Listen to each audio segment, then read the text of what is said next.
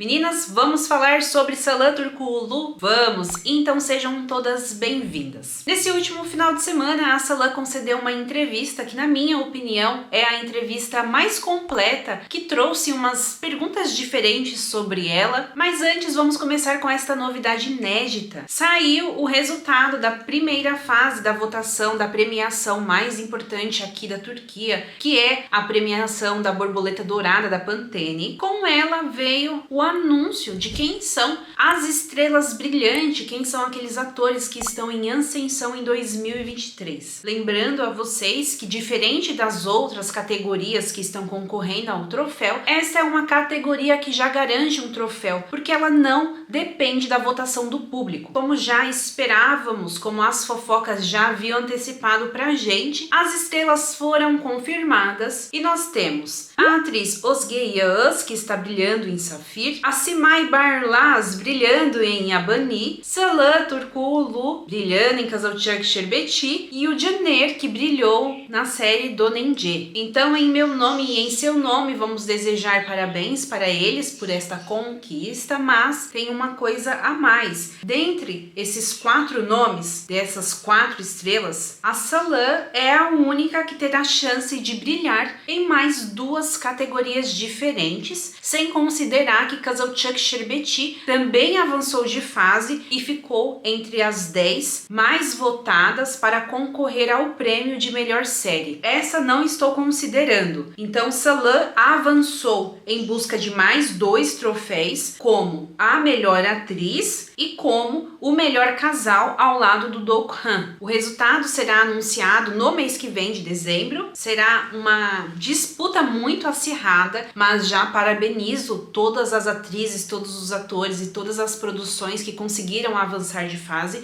porque eles estavam concorrendo com muitas pessoas. E agora que vença o melhor. Comenta aqui nos comentários para quem vai a sua torcida. E agora vamos falar sobre a entrevista que ela concedeu. Já falei, gostei bastante. Eu sempre soube que a Salan é de Izmir, o local que eu moro, só que Izmir é muito grande. Às vezes algumas meninas me falam: ai, mas você mora no mesmo lugar da Salan. Não, gente, Izmir é imenso, mas caso eu passe por Bornova, podem deixar que irei avisá-las. Quem sabe eu não encontre a mãe de Salan Turkoglu por lá.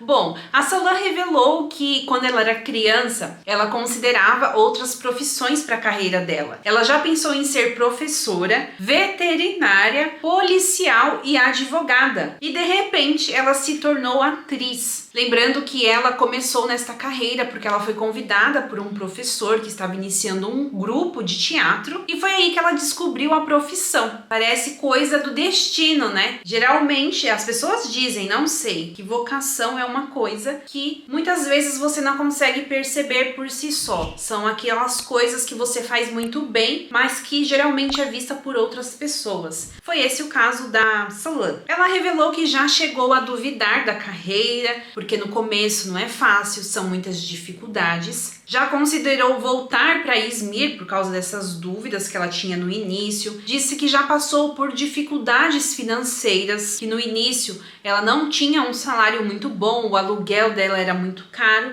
mas que ela pôde contar com o apoio da família dela. Ela foi questionada se ela se considerava a pessoa mais bonita da escola. Ela disse que não, que nunca se sentiu assim. Eu lembro que no Dia das Crianças viralizou uma foto dela, muitas pessoas falaram da diferença da Salan agora e da Salan anterior. Eu sinceramente, meninas, não acho que ela mudou muito, ela somente perdeu peso. Também, assim como não acho que ela tenha feito cirurgia plástica, vi alguns lugares comentando, eu não acho que ela tem não, eu acho que ela perdeu peso. Reparem no queixo dela. Falou também um pouquinho sobre a infância dela, falou sobre ela ser a filha caçula, que é bom, que ela é mimada. Lembram também daquele caderninho de desejos que ela costumava escrever sobre o que ela queria conquistar, sobre o que ela queria ser? Ela também falou sobre isso e disse que ela teve algumas viradas na vida dela, quando a gente muda de fase. E as principais viradas da vida dela foi a ida dela para Istambul, o desafio que isso representou na vida dela. Kızılcık Şerbeti, que foi quando de fato veio o boom dela. Ela ganhou mais notoriedade depois que ela mudou para Kızılcık Şerbeti. Então, por esta razão, Kızılcık Şerbeti é a segunda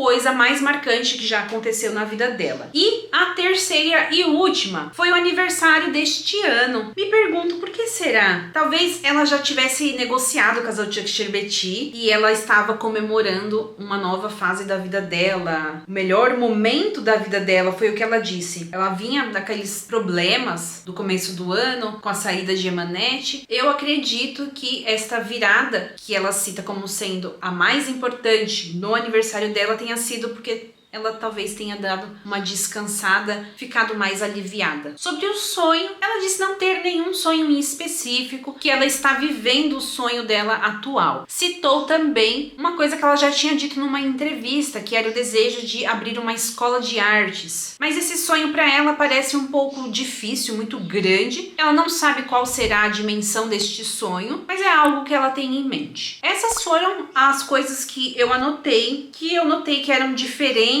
das outras entrevistas, pra gente conhecer ela um pouquinho melhor. Comente aqui nos comentários o que vocês acharam dessa novidade e também da conquista dela pelo prêmio de estrela do ano. Um beijo, fiquem com Deus e até o próximo vídeo. Tchau!